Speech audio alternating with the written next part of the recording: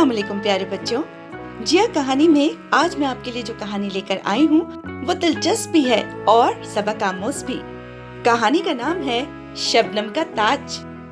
किसी बादशाह की सिर्फ एक ही बेटी थी, बहुत जिद्दी।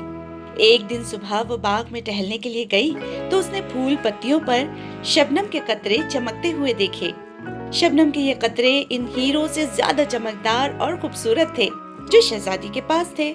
शहजादी सीधी महल में वापस आई और बादशाह से कहने लगी, मुझे शबनम का एक ताज बनवा दीजिए। जब तक मुझे ताज नहीं मिलेगा मैं ना कुछ खाऊंगी ना पीऊंगी।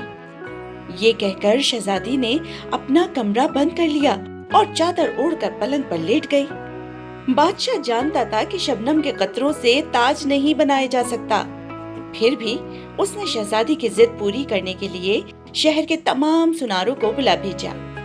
सुनार तो पता है ना आपको, ज्वेलर्स। और उनसे कहा कि 3 दिन के अंदर अंदर शबनम के कतरों का ताज बनाकर पेश करो, वरना तुम्हें सख्त सजा दी जाएगी। बेचारे ज्वेलर्स हैरान परेशान कि शबनम का ताज किस तरह बनाएं। इन सुनारों में एक बूढ़ा सुनार बहुत अक्लमंद था। सोचते सोचते उसके दिमाग में एक तरकीब आई। वो दूसरे दिन सुबह को महल के दरवाजे पर गया और सिपाहियों से कहा कि वो शहजादी का ताज बनाने आया है।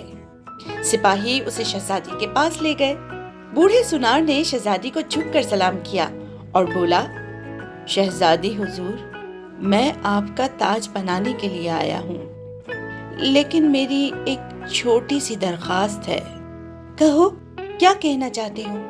शहजादी ने कहा। सुनार बोला, आप बाग में चलकर मुझे शबनम के वो कतरे दे दीजिए जिनका आप ताज बनवाना चाहती हैं। जो कतरे आप पसंद करके मुझे देंगी मैं फौरन उनका ताज बना दूंगा। शहजादी खुशी खुशी सुनार के साथ बाग में गई। फूलों और पत्तों पर शबनम के कतरे जगमगा रहे थे, लेकिन शहजादी ने जिस कतरे को भी छुआ वो उसकी उंगलियों पर पानी की तरह बह गया। तब शहजादी ने शर्मिंदा होकर बूढ़े सुनार से माफी मांगी और अहद किया कि वो अब कभी ऐसी बेजा जिद नहीं करेगी।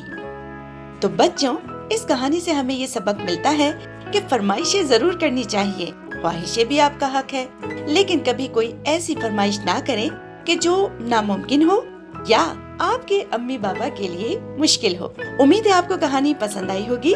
नेक्स्ट टाइम एक और मजे की और दिलचस्प कहानी के साथ दोबारा जिया कहानी में हाजिर होंगे। See you next time. Bye bye.